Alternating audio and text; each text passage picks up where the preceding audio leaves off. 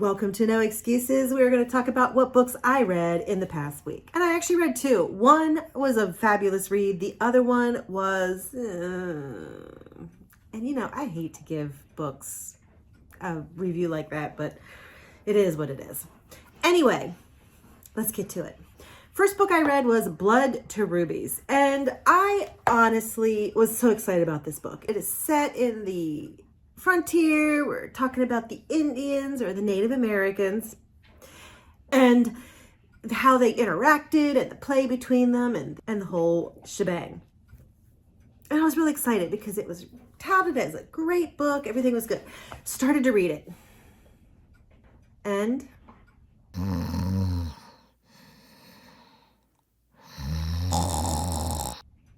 I about fell asleep. The slowest moving book. As I kept thinking, I'm like, how am I going to describe this? And I'm like, sweeping. It's just like sweeping saga, but there is no saga. It's kind of written almost like a memoir. And this guy is a photographer, and he's just talking about his experiences, and his experiences take him through different aspects of that era. As for the plot, well, that was the plot. We just are talking about his experiences. As you read, like you would read, and some chapters would be very tied to the previous chapters. Some would just be loosely off on another tangent. I just didn't like it. It was fascinating to read that era. But in terms of an actual story and a plot, thin, lacking, boring. It took a while to read because I was just like, oh my goodness, it just didn't flow for me. I hate to give books anything less than 3. This one's going to get a 2. The next book I read was The Dance Teacher of Paris. This is about a teacher. She was a teacher during the day, and she also taught students dance at night. And it was set in World War II. Anyway, she was teaching in Paris, and the German army came to her and said, we need a list of all of your Jewish children. And she knew what it meant, and she wasn't happy about it, but she knew she had to do it. And the whole book was her saying, okay, I am being forced to do this by the Germans, but my heart is telling me this is right.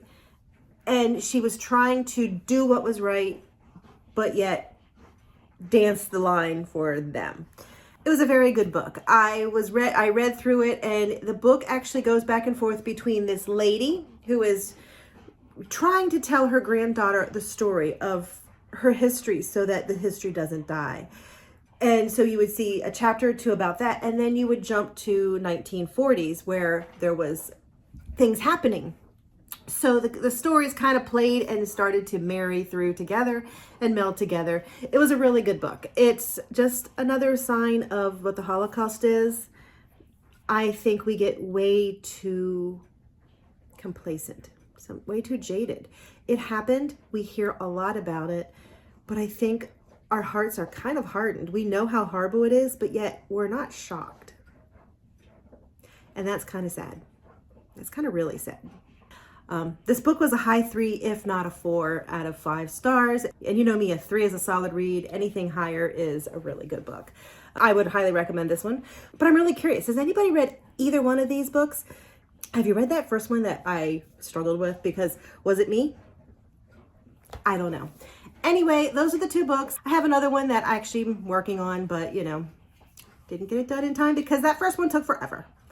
And because I'm still obsessed with ancestry, and I spend a lot of time on that. But that's another story. We will talk about that another day. But anyway, reading is awesome. It opens up a whole new world to us. Let me know if you've read either one of those books and what you thought of them. And in the meantime, stay awesome. No excuses.